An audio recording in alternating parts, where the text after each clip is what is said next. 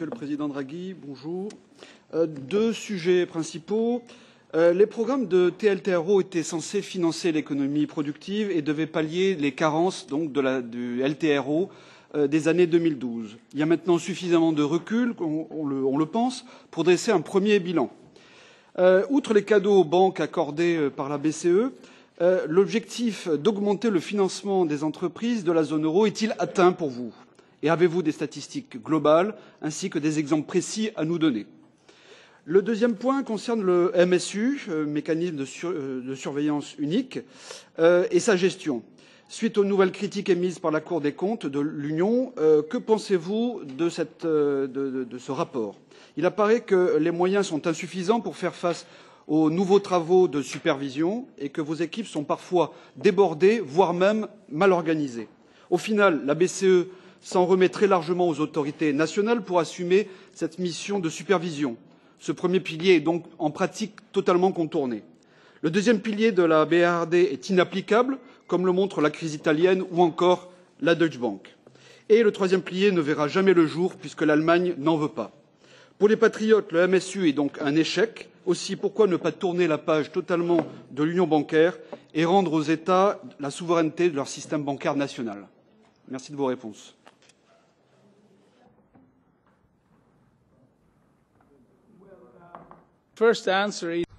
Tout d'abord, le programme TLTRO et de Corporate Bonds ont globalement atteint les objectifs qui ont financé les entreprises, l'économie réelle, comme je l'ai dit il y a quelques instants. Et ce financement augmente. Et nous sommes revenus au niveau d'il y a 5 ans. Nous voyons que ce système de Corporate Bonds a aussi un espace. Et c'est une question qu'on me pose régulièrement. On dit, est-ce que notre politique ne favorise pas les grandes entreprises? Non.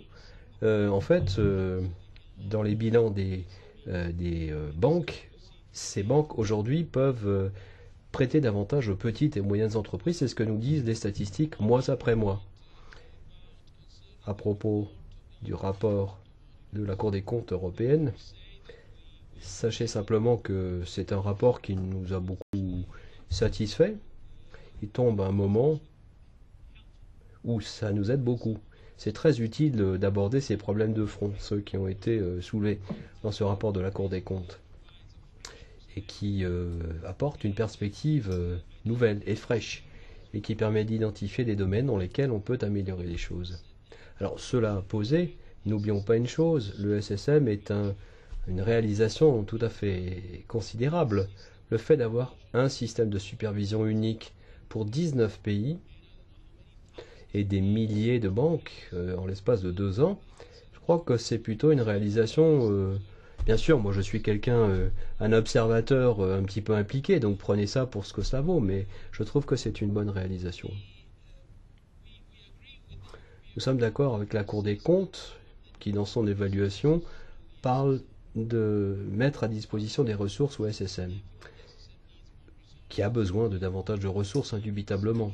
Et nous allons avoir une discussion au Conseil des gouverneurs dans quelques semaines avant la fin de l'année sur un sujet comme celui-ci. Donc je suis tout à fait d'accord avec la Cour des comptes, avec son évaluation. Nous avons besoin d'en discuter. La Cour des comptes, à ce propos, évoque le sujet dont vous parliez en disant que les inspections sont organisées par les autorités compétentes nationales dans la plupart des cas. Alors il faut bien comprendre que si vous devez engager des milliers de personnes en un laps de temps extrêmement court, on commet fatalement des erreurs. Aujourd'hui même, plus d'1 millier de personnes ont été engagées. Et donc il y a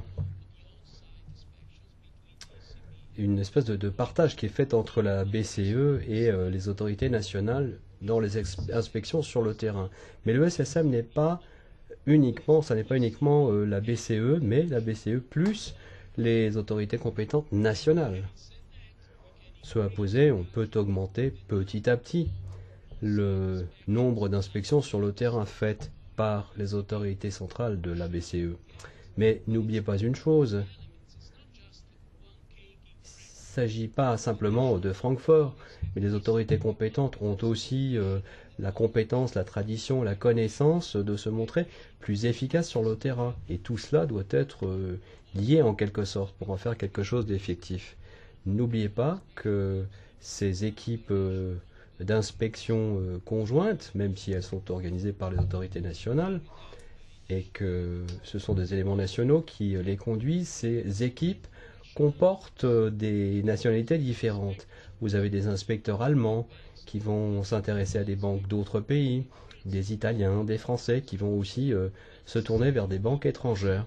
Donc il n'est pas nécessaire que quelqu'un de Francfort vienne garantir l'indépendance de ces équipes. Elle est d'ores et déjà garantie.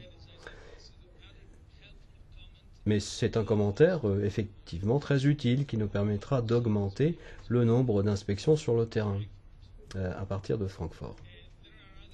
Puis il y a d'autres préoccupations que soulève la Cour des comptes. Mais vous n'y avez pas fait allusion et donc je resterai silencieux sur le sujet. Si vous me posez des questions, j'y répondrai.